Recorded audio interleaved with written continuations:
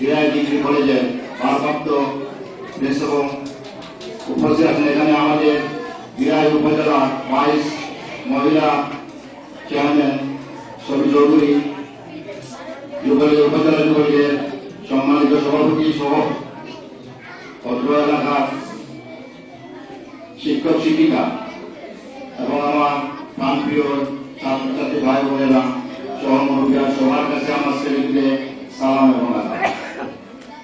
আমি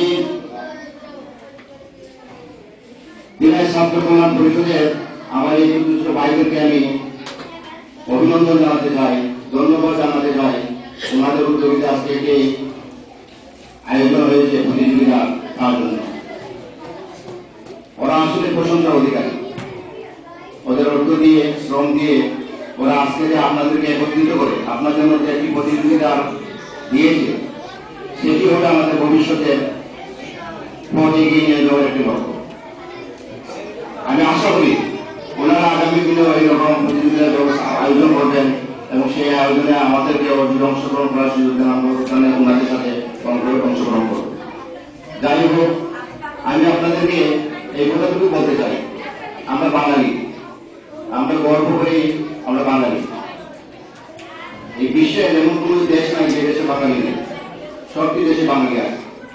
আমি একজন প্রবাসী ছিলাম, বিগত 4 বছর যাবৎ আমি বাংলাদেশে অবস্থান করতেছি। যখনই আমার বাংলাদেশে আসি তখন আমার একটি জিনিস মনে হয় যে আমাদের বাংলাদেশ একটি সম্ভাবনা রয়েছে, কারণ আমাদের দেশে যে শক্তি আছে সেই শক্তি বিশ্বের অন্য কোনো জায়গায় নাই।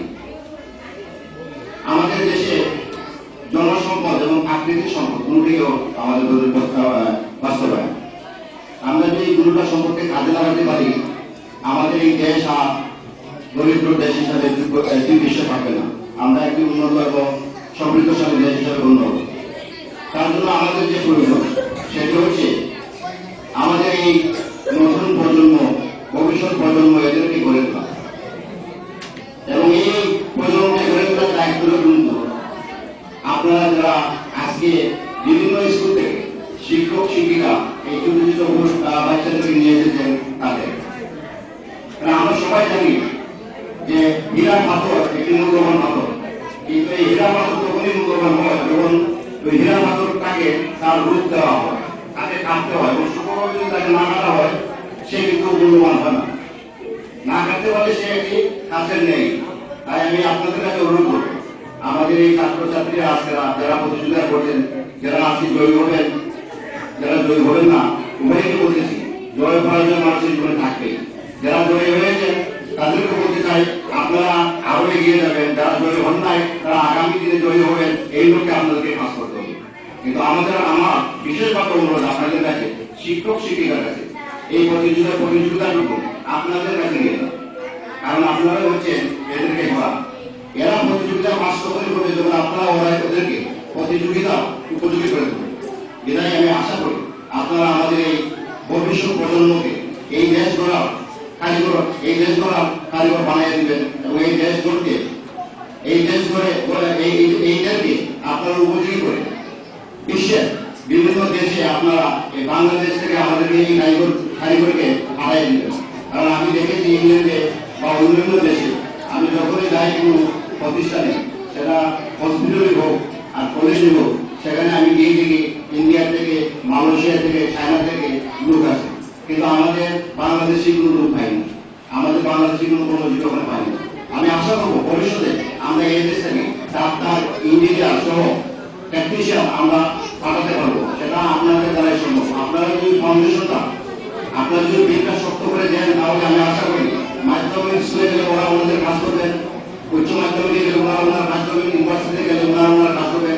একদিন দেখবেন আমাদের বাংলাদেশের মানুষগুলা দাঁড়িয়ে গেছে এবং আমাদের পরিচয় হবে সেই দিন যে আমরা একটা শুধু শিক্ষার দিকে আমরা অনেক এগিয়ে দেবো।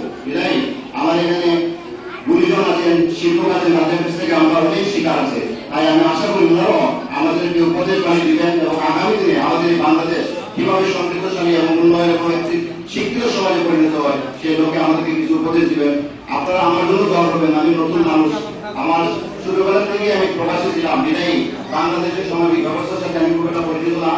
এখানে আপনাদেরকে দেখে দেখে শিখা, তার মধ্যেও অনেক কিছু আপনারা শিখেছেন। আশা করি আরো আপনাদের কাছে শিখবো, আপনারা যে আমাকে ভালোবাসেন, আপনাদের মধ্যে থাকবো, আপনাদের কথা বলবো, আপনাদের কাজ করবো। আমার একটাই লক্ষ্য যে অন্যায়ের বিপক্ষে দাঁড়ানো, ন্যায়কে প্রতিষ্ঠা করা। তাই আপনারা আমাকে সহযোগিতা করবেন, আমি যেন আমার সেই লক্ষ্যে করতে পারি। আপনারা সবাই ভালো থাকুন, সুস্থ থাকুন। বিশেষ করে আমার ধন্যবাদ এই সিলেট থেকে আগত আমার ছাত্র ভাইদেরকে, ওনারা ওনাদের উঠে গিয়েছেন, আশা করে আরো নেবেন। আমি আশা করবো আপনারা আগামী দিন আমার এই ছাত্রছাত্রী ভাই বোনরা যখনই ওরা কলেজে ইউনিভার্সিটিতে যাবেন, আমার একটাই অনুরোধ থাকবে ওনাদের কাছে, ওনারা লেখাপড়া করার উদ্দেশ্যে যাবেন। কারণ কিছুদিন আগে আপনারা জানেন আমাদের এই এলাকা সামনাচরের আমাদের এই এক ভাই ছাত্র ছিলেন, উনি মর্মান্তভাবে প্রাণ হারিয়েছেন। নাম ছিল সুমন দাস। আমি যখন এই ছেলেটার মরা দেহ দেখলাম, তখন আমাদের তার বাবা এবং মা কথা আমার মনে করলো। আমি চাই না আগামী দিনে আমার মা বাবা এইভাবে আমার একটি পায়ে হাত। তাই আপনাদের অনুরোধ, যারা লেখাপড়া করতেছেন বা লেখাপড়া আগামীতে করবেন, সবাইকে আপনারা লেখাপড়ার উদ্দেশ্যে যাবেন, দেশ গড়ার উদ্দেশ্যে যাবেন, আপনারা আদর্শ একটি নিজেকে আদর্শবান করার জন্য যাবেন। এই বলে আমার বক্তব্য এখানে শেষ করছি। আপনারা সবাই ভালো থাকুন এবং আপনাদের এই কামনা করি। আসসালামু আলাইকুম।